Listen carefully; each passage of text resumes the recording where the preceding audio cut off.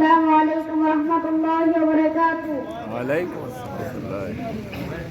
الحمد لله رب العالمين، الصلاة والسلام على رسوله الكريم.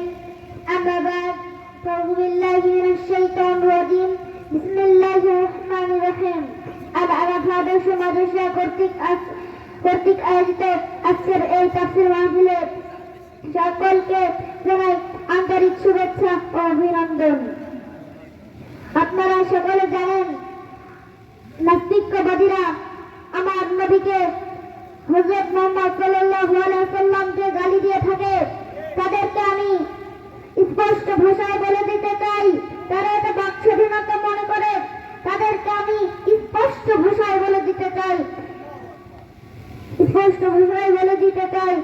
এটা যদি তোমরা বাক স্বাধীনতা মনে করো, তাহলে আমাদের হাত স্বাধীনতা দিয়ে তোমাদের জিহ্ব স্বাধীনতা কেটে দিবে, ঠিক কিনা?